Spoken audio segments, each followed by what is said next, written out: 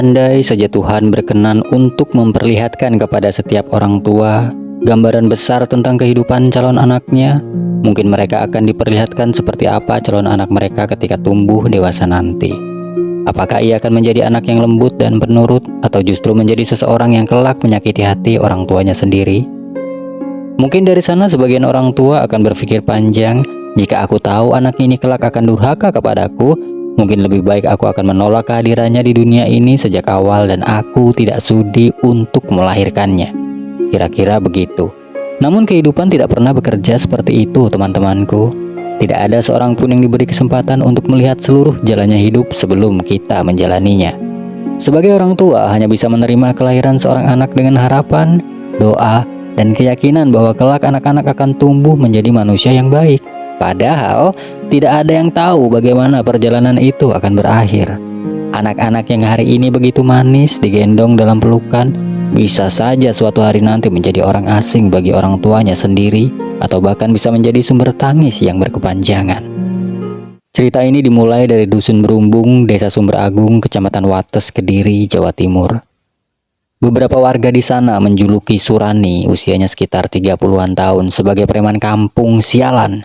Menurut pengakuan warga di sana, kehidupan Surani di desa itu benar-benar tidak mencerminkan sebagaimana hidup bertetangga yang rukun.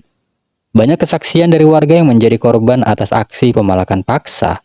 Memang tidak banyak yang Surani minta, namun sialnya warga di sana tidak ada yang berani untuk melawan sosok Surani yang disebut-sebut sebagai premannya kampung situ.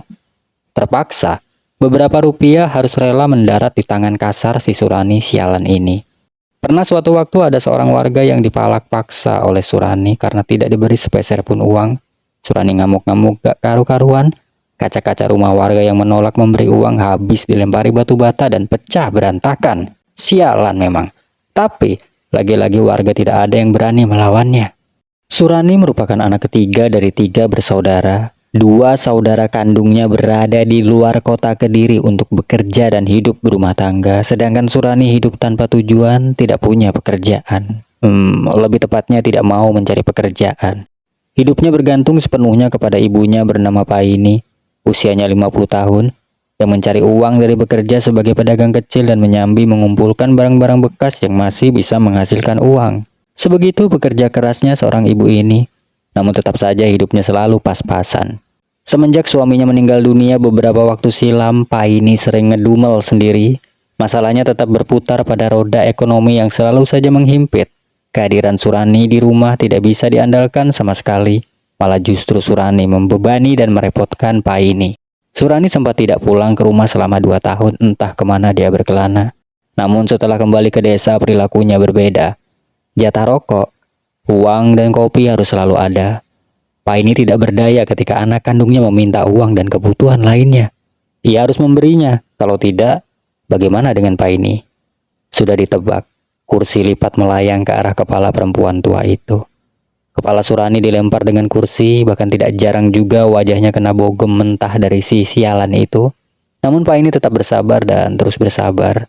Pernah suatu waktu ia tidak menuruti permintaan anaknya, akibatnya Paini diusir dari rumah dan tinggal di rumah tetangga.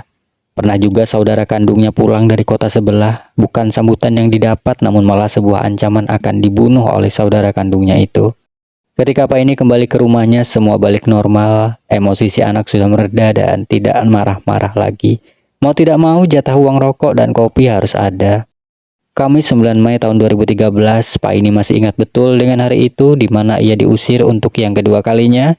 Malam itu Surani membawa pulang seorang perempuan yang cukup cantik ke rumah. Kemudian Surani mengusir ibunya dengan alasan tidak ingin ada pengganggu dan tidak mau ibunya tahu asal-usul perempuan yang dibawanya. Malam itu juga Paini angkat kaki dari rumahnya sendiri dan menetap di rumah tetangganya untuk beberapa saat. Sabtu siang 11 Mei tahun 2013, Paini mengayuh sepeda jengki tuanya dengan tekad yang kuat dan penuh keyakinan. Tidak ada sedikit pun rasa ingin membatalkan niatnya, tidak ada sama sekali. Sepeda tua itu lalu berhenti di sebuah toko, mirip-mirip toko sembako dan kelengkapan pada umumnya. Toko tersebut dikenal sebagai toko Pak Sidik. Dengan uang Rp3.500, Paini membeli potas. Sempat ditanya pemilik warung karena tidak biasanya Paine membeli potas, namun ia berbohong kepada Pak Sidik jika potas itu akan ia gunakan untuk membasmi hama di rumahnya yang mulai mengganggu. Kemudian di siang itu ia kembali ke rumahnya sendiri. Perempuan tempo hari sudah tidak di rumah. Di jam 7 malam saat Surani sedang bersantai di rumah, Paine datang dengan membawakan kopi susu lengkap dengan cemilan jagung rebus kesukaan anaknya. Sesaat kemudian kopi diseruput oleh Surani, sedangkan Paine dari bilik dapur terus memperhatikan reaksi potas yang telah dicampur ke dalam kopi susu tersebut. Benar aja, gak lama setelah minum kopi susu tersebut Surani ambruk.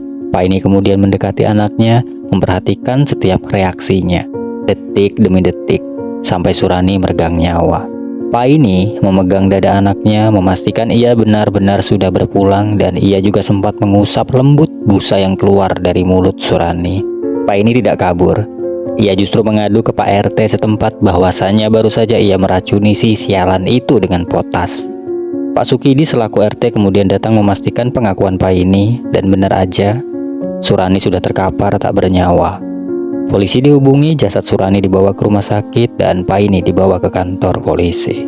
Di hadapan polisi, Paine mengaku kasihan kepada anaknya, namun juga merasa jengkel kepada tingkah laku anaknya yang selalu meminta uang yang berlebihan.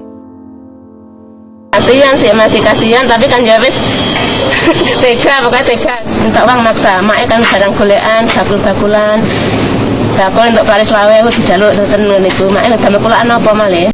Pada sebuah sidang di Pengadilan Negeri Kediri, waktu itu Susiati selaku kakak korban meminta keringanan hukuman terhadap ibunya yakni Paine.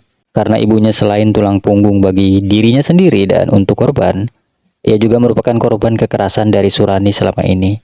Bahkan pengakuan Susiati dibenarkan dari pengakuan beberapa saksi saat sidang. Semua saksi membenarkan bahwa Surani selalu berbuat kejam terhadap ibunya sendiri. Apalagi jika tidak diberi uang, ia mengamuk.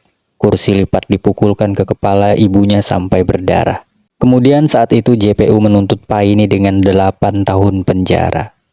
Pada Kamis 10 Oktober tahun 2013, sidang putusan atas kasus ini digelar di Pengadilan Negeri Kediri. Saat itu majelis hakim menjatuhkan vonis penjara selama 4 tahun 6 bulan terhadap terdakwa Paine binti Pardi. Vonis ini telah melalui pertimbangan majelis hakim waktu itu. Majelis hakim memiliki pertimbangan khusus karena sebagai ibu, Paine malah sering dipukul oleh anaknya sendiri, apalagi sebagai janda. Paine bekerja untuk dirinya sendiri dan anaknya tersebut. Atas pertimbangan itu, maka majelis hakim menjatuhkan vonis yang lebih ringan. Pertimbangan lainnya, Paine mengakui dan berterus terang usai membunuh anaknya, lalu menyerahkan diri ke masyarakat.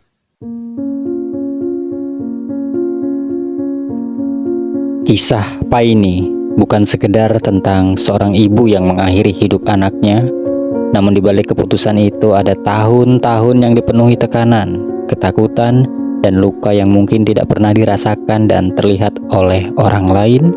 Namun, apapun alasannya, kehilangan nyawa tetaplah sebuah kehilangan, dan keputusan yang diambil pada malam itu menjadi sesuatu yang harus Paine pertanggungjawabkan di hadapan hukum. Kisah Paine bukan berarti kita harus mengikuti jejaknya, namun ada pelajaran-pelajaran yang selalu bisa membuat kita orang untuk berbuat lebih tenang dan lebih bersabar lagi.